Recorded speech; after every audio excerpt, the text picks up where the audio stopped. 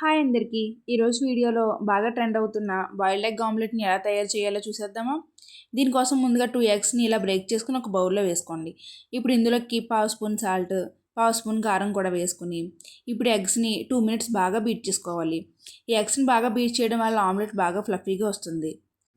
ఇలా చేసిన తర్వాత ఇప్పుడు స్టవ్ మీద పాన్ పెట్టుకుని 3 స్పూన్స్ ఆయిల్ వేసుకోండి. ఈ ఆయిల్ బాగా హీట్ అయిన తర్వాత మాత్రమే మనం బీట్ చేసి పెట్టుకున్న సగం ఎగ్ వైట్ని మాత్రమే వేసుకోండి.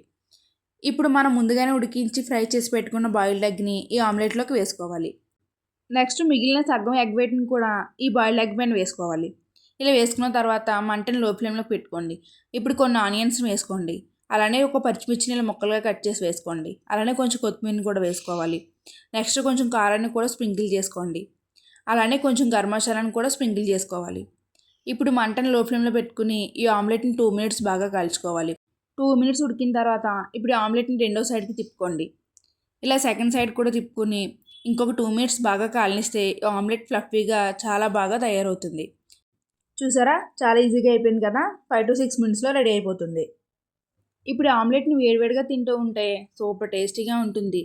ఎగ్ పఫ్ టేస్ట్కి ఏమాత్రం తీసిపోకుండా ఉంటుంది. టమాటో కెచప్లో డిప్ చేసుకుని తిన్నా కూడా చాలా టేస్టీగా ఉంటుంది. మీకు నచ్చిందా ఈ రెసిపీ? మీకు ఈ రెసిపీ నచ్చితే ఈ వీడియోకి ఒక లైక్ చేయండి. అలానే ఛానల్ని సబ్స్క్రైబ్ కూడా చేయండి. Thank you.